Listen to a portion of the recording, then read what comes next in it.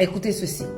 Vous savez, quand le Seigneur délivre un message, d'accord? Quand le Seigneur délivre un message, il délivre ce message-là avec son esprit. Il délivre ce message-là avec une onction particulière. Et surtout, il délivre ce message-là pour une portion, une coudée de personnes préparées, prédisposées, prédestinées pour recevoir ce message. Amen. Mais de la même manière que Dieu prépare des personnes, c'est de la même manière aussi que l'ennemi prépare aussi des gens qui viendront pour contredire et pour mettre d'autres semences. Ce que j'aimerais dire, c'est quoi? Si tu tombes sur une vidéo et que tu as été béni par cette vidéo, prends ce que Dieu t'a donné, va méditer dans le secret et garde ce que le Seigneur t'a donné. Mais n'attriste pas le Saint-Esprit en entrant dans des débats avec des gens qui viennent pour contredire. J'aimerais vous dire quelque chose.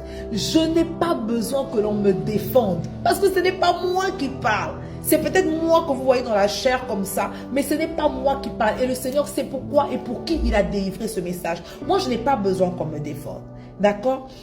Mais derrière ça, quand vous entrez dans des échanges avec quelqu'un qui ne veut pas comprendre, quand vous mettez un verset, la personne ne veut pas comprendre, la personne veut entrer dans des débats avec vous, des raisonnements humains avec vous, on ne débat pas la parole de Dieu. On n'est pas là en train de raisonner charnellement sur la parole de Dieu. Quand vous voyez une personne comme ça, non, non, non, non, non. Dites simplement que Dieu te bénisse et tournez les talons. Ce que les gens ne comprennent pas, c'est que Dieu, un seul verset, peut avoir plusieurs révélations. Un seul verset peut avoir plusieurs révélations, mais restons dans le contexte.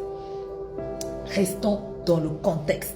D'accord? Donc vraiment, je vous en supplie, n'essayez même pas de rentrer dans les commentaires, de vouloir défendre et tout, de vouloir discuter. Si une personne n'a pas compris la profondeur du message que vous avez compris, mettez un verset. Si vous voyez que vous êtes en train de taper contre un mur, dites à cette personne, sois béni et tournez les talons. Vous concentrez-vous à méditer, à approfondir ce que vous avez reçu et demandez à Dieu, Seigneur, pourquoi cette parole a fait écho à mon cœur? Qu'est-ce que tu veux me faire comprendre par là?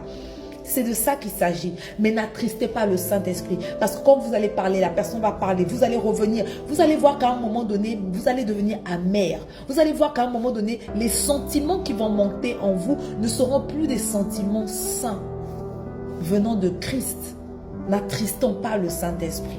Sachant que tout ce que nous faisons ici, là, il y a plusieurs esprits derrière. Mais que le seul esprit, le Saint-Esprit, puisse être celui-là qui nous guide dans nos réactions. D'accord? Que Dieu vous bénisse et merci encore.